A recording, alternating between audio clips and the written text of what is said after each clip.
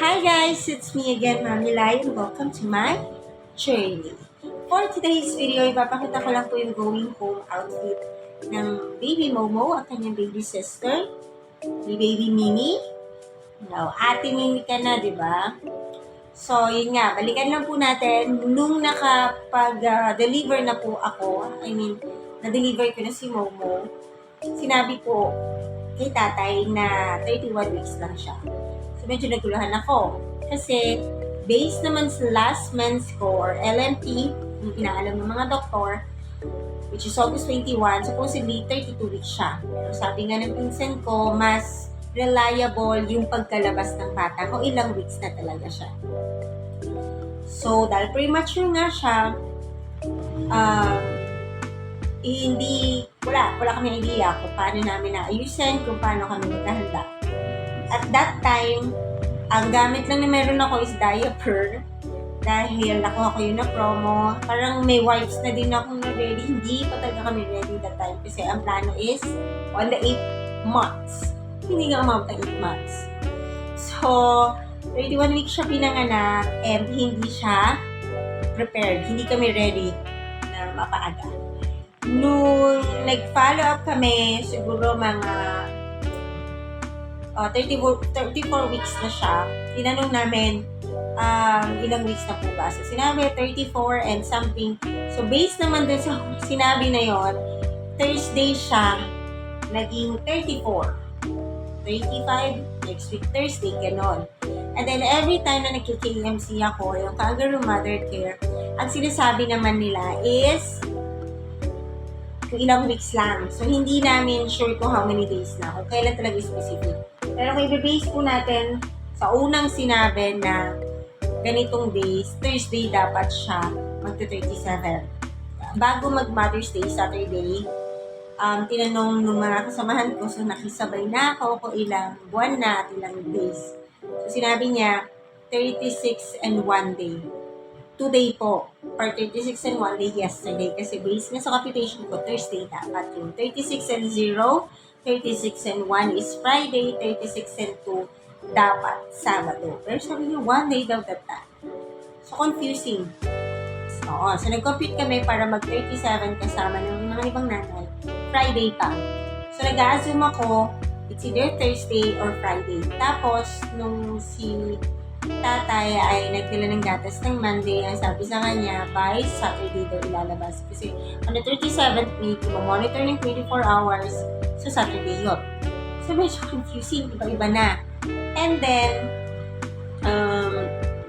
follow up ako ulit, nag-KMC ako this week. Ang sabi is, basta hinihintay na lang mag-37 weeks.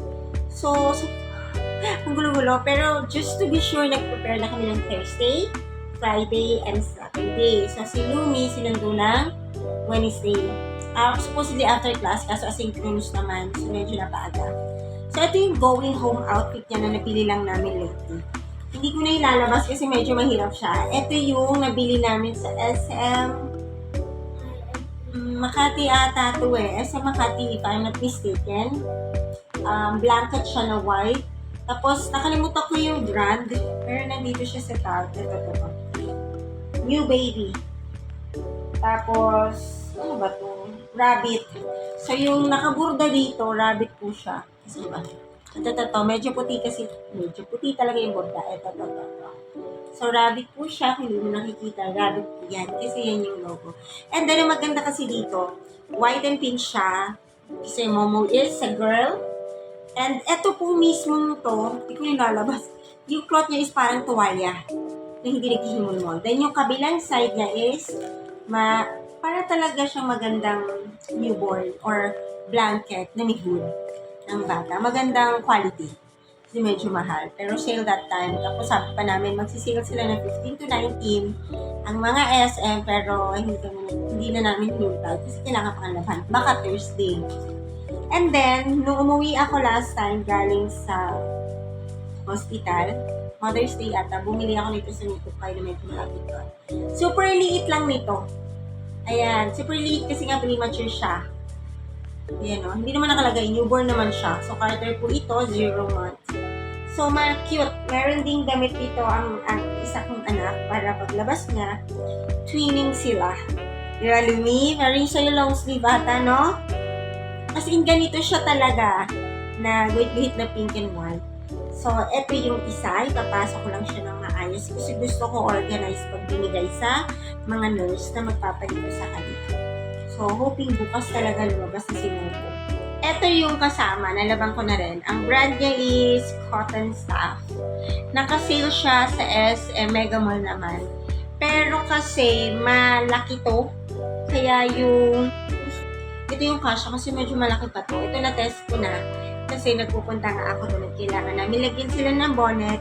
Minsan daw kasi nagkakaubusan sa hospital. Kasi hindi talaga sila nagpapadala sa amin ng damit.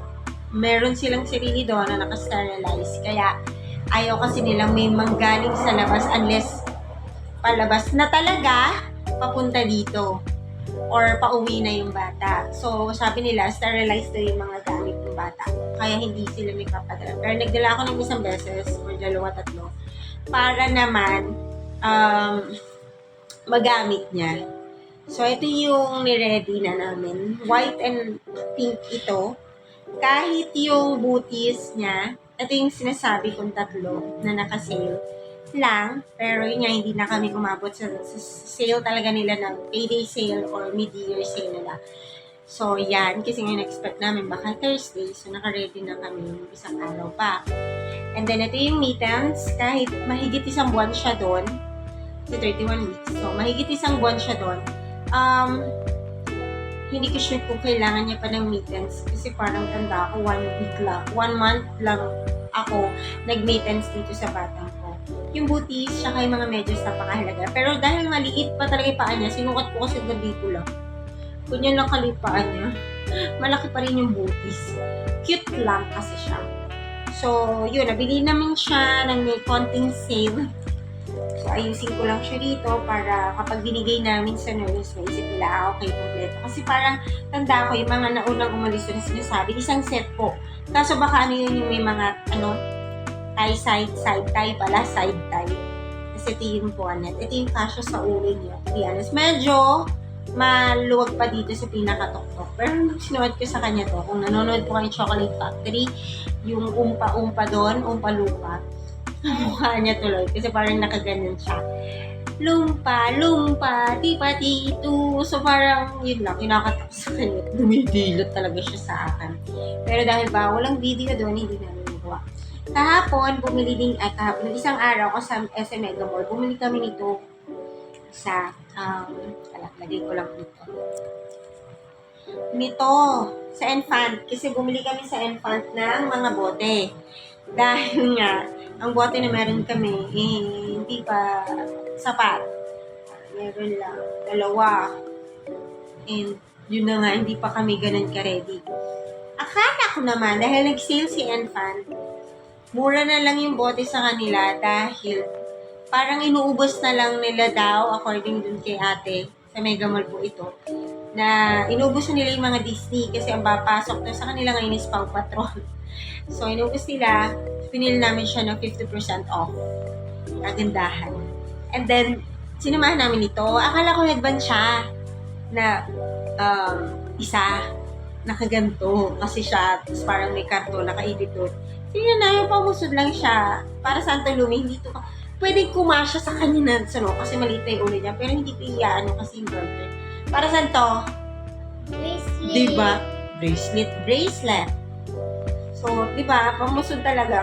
Kay Lumi na lang namin bibigay. Bumili kami ulit ngayon kasi nagpunta kami doon. May sale na dahil nga payday sale. 20% off ata. Parang meron doon sa Mega Mall na nasa ay lang yung mga nagsisale. So, hindi ito magagamit. Baka ni Lumi. Na nabanggit ko nga kanina na nauna namin nabili yung mga diapers, wipes. So, ito yung diaper na ready namin, Huggies. Pero doon, sa hospital, lalagyan ko na lang din para sure.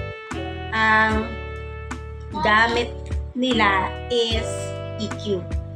So, lalagay ko na lang din siya sa loob. In case, kailangan din, naglagay na ako. So, medyo marami-rami na naman na din kami nabili. Actually, excited ako at the same time, natatakot. Ikaw, Lumi, excited ka na makita si Momo kasi siya never niya nakita dahil bawal ang bata sa hospital. So, ikaw, Lumi, excited ka na bang makita si Momo? Yeah, tsaka pwede din sa amin kung Momo mag-bracelet. Bracelet para tig-isa kayo, no? Kasi super small lang yung ganyan lang ang kasya kay Momo. Pero okay lang sa kanya, nakaganyan lang.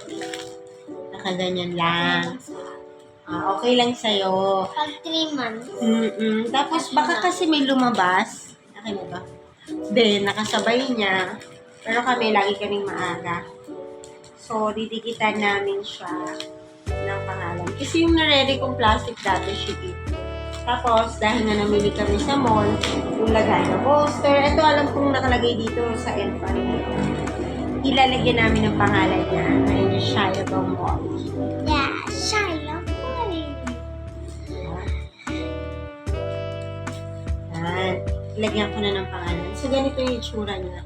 So, nilagay ko dito yung para alam nilang blanket. Kasi baka mamaya may pagkakasunod-sunod sila kung, ang gulo. Ay, kulit. Medyo nausi ako. Hindi maayos. Ito yung damit, the bonnet, the booties, and the mittens. So, ito lang yung ibibigay namin tomorrow. At sikasuin namin papel. Kasi tinanong ko yung kasamahan ko na lumabas nung Wednesday ata. So, hiningan lang daw siya ng pair of clothes. At saka, ano pa hiningi sa kanya? Yun, ID. Photocopy na ID. So, pati photocopy ng mga kailangan. PhilHealth, nag-photocopy na din ako. Bumili kami sa Enfant. Actually, sa SM Makati pa to. Medyo, nung nilabang ko ata, nagganyan siya. Pero Enfant po ito. If in case, though yung mga damit namin po, ni Lumi, tsaka ni Tatay, nilaban namin siya ng fab softener or fab ko ng pangbata para if in case na kailangan namin buhatin, let's say ako kailangan ko ibigay kay Tatay or si Lumi, may kailangan siyang, alam mo yun, safe yung muka ng bata. But, ako yung binili ko kasing lampin, yung gasang style. Pero ang ganda kasi nito, i-compare sa nabili ko dati kay Lumi. Ayan siya, style na square. Nabili ko kasi kay Lumi, gasang-gasa talaga. Kasi hindi ka mahihiyang, hindi ka magdadalawang isip to, pwede namang itapon pag hindi na talaga. So ito, even case din, nalaban ko rin naman to. Meron pang isa bird's eye, iniisip ko kung bibili ako. Pero possible. Naka-sale po ito sa SM Makati that time, nang hindi pa payday sales. Nagulat kami, binili ko na siya kasi ito yung pinakamura, 6 na piraso. Tapos sa pagdating sa cashier, may discount pa. Tapos kung meron ka pang mom card, mas discount pa. So ito yung gagamitin namin, aside sa pang-birth, na ganito. So pwedeng dito namin, Lumi, pag kunyari gusto mo buhati si Momo, kahit di pa pwede, kasi super liit niya. Ito yung gagamitin natin para hindi siya masyadong dumikit sa mga viruses. Yes. Baka kasi yung mga ginagamit natin panlaba. Ito, lalagay lang namin sa bag. Para lang, yun nga, iwasan kasi namin. So, yung susuotin namin is pink and white. Ako, naka-pink ako and medyo, hindi naman totally white, beige yung pants ko. Dahil bawal pa ako makabuhat kay Momo. Yes. So, ito yung going home outfit niya. So, yun lang. Yung next ko i-share naman, ito lang yung paghandaan namin. Next thing i-share naman ay yung iba pang mga pinag-order namin ni Tatay online kasi wala na talaga kaming time at medyo nakakapagod din maghanap pag pumunta ka sa mall. Yun nga lang, hindi na namin nahintay yung payday sale kasi there's a possibility na Thursday talaga lumabas. But, hindi ko naman masabing thank God kasi at least nakapag-prepare kami bago pa siya dumating. Yun lang. So, again, my name is Mami Lai. Thank you for watching. I'm with Ate Lumi. Ate ka na. Yan. I'm with Ate Lumi. And next time mag-vlog siguro ako kasama na si Momo. Yun lang po. Thank you so much. Bye.